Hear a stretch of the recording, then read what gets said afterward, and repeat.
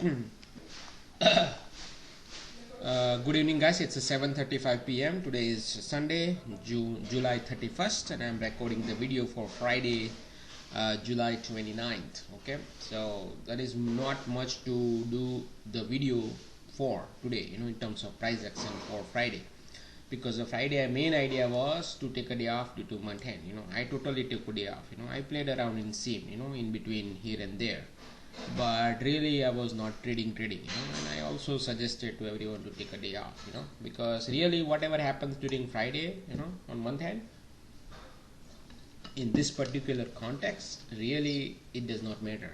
You can go long and short both, and you can see it on Friday. It worked out both ways actually. Both parties had their chance. It just you have to figure out, when to do your entries, whether it's a short or long, right? So, and then here I pretty much put it, overall, that, wait for this particular thing, right? Because that's overall, not overall, but that's a short-term context going on right now, right? That buyers are active, right? So we will favor a little bit more buyers than sellers. But on Friday, on month end, you can do both ways actually, and you can see it based on price action. You can see that both parties played their cards today, and here there is no point in guessing direction. See, buyers are in control for day trading as long as they are above preferred levels, right? That is also I'm giving you the sign.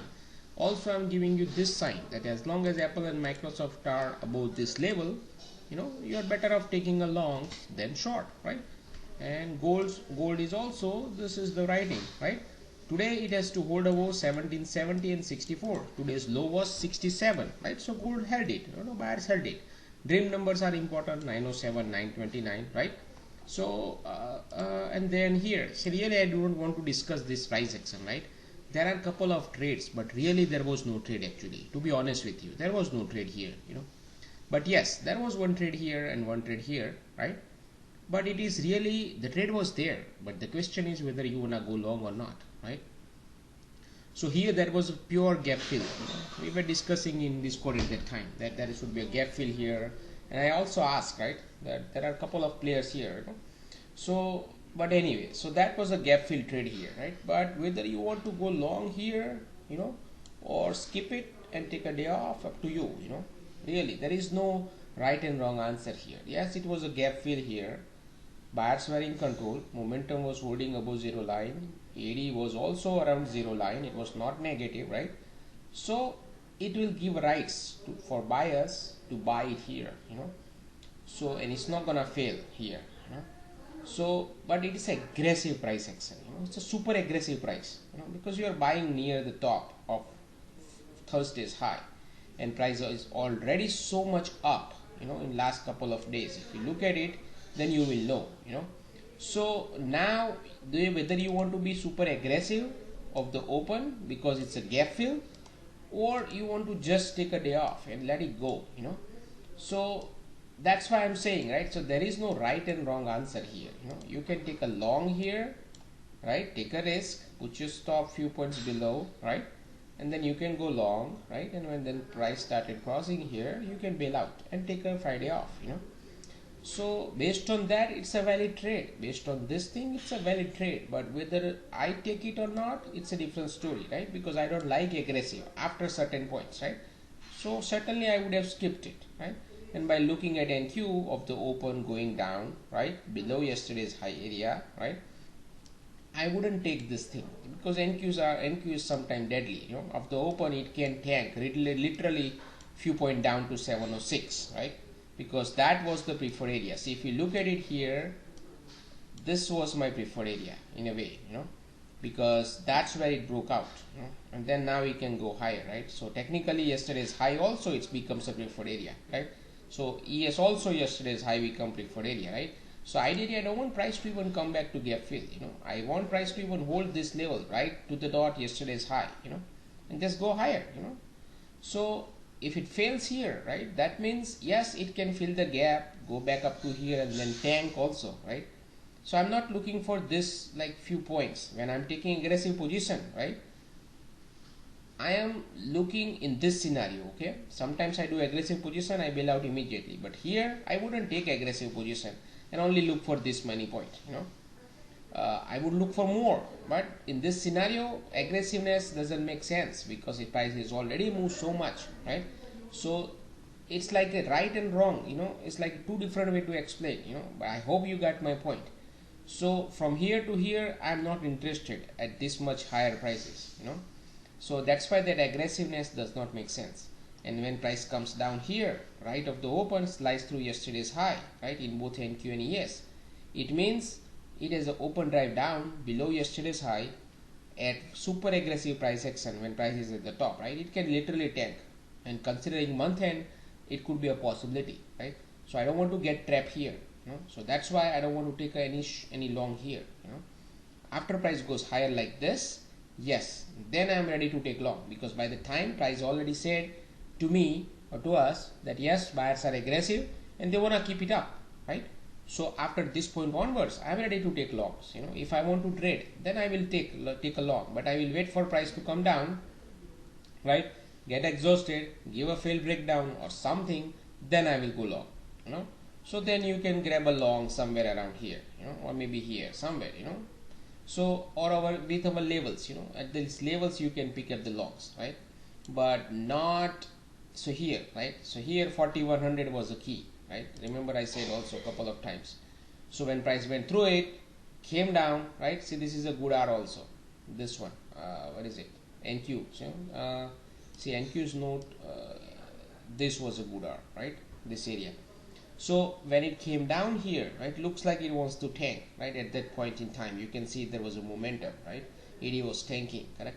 But then what did it achieve? Nothing, right? Price literally bounced back up, build a balance here, right, to break down and then slice through it, pretending like it was not here, right? Now you are ready to go long, somewhere into this area. When this breakout happened, pullback happened to this area, you can go long, but that's how you have to make a case, but then here it's too aggressive. Okay, now NQ also, you can even fade this area also, right?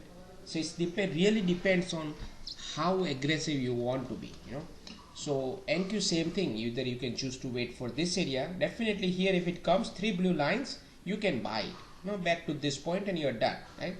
And when price slides through the 764, right? See here, and then immediately it failed, right? You can go long right here, nothing wrong, right? Because ES also held the gap fill, and at least you can try back to up to this area or this area, and then you are done, right? So that many points you can grab it easily, right? So NQ you have a luxury, but ES is like little bit slow moving guy, so you have to be very careful. NQ you can play around, all these levels, right? So when this broke through these two blue lines, you can wait for a pullback right here, and you can go long back to this blue line and you're out, right? Then this is the dream number, already, right? So in today's case, you can even fade the dream number, so you can even short the dream number right here. Oh, sorry, right here, or maybe here, right? Because ED was not too strong, and this is a good area for sellers. It's a dream number, it's a red line, right? And price pretty much, and it's a Friday, right? Month end, thumb player will be there to play their cards, right? So let's say if you don't take this one, but if it went down like this, right, slice through this dip number again, come back up again, trying to go down, take this breakdown, right? You can short even, right? So there are NQ you can do all, you have a luxury, but ES you don't have that much luxury, right? So that's why. So I don't want to discuss this price too much today, because there was no price action, even though it looks going up, right? Overall, like this, right? You could have ridden this entire up move, right? Looks like it, but really it's not credible price action. Look at this chop. See, look at this, up down, up down, up down, up down. See that? Even though it looks stair stepping up, but really this is not a stair stepping up. This is a garbage price action. To be honest with you. You have to know all these things in advance, not in advance, but when it's happening, you have to know that this is not a stair stepping up, even though it looks like it, but it is not. It's hard to hold your longs here. See, if you even go long here, it's hard to hold their long, because price immediately comes down. So little bit goes up, boom, come down, right? So it's hard to hold this long. That means somebody is selling on the way up. This is not the environment to trade, And look, even today, Sunday opening, somebody sold it also.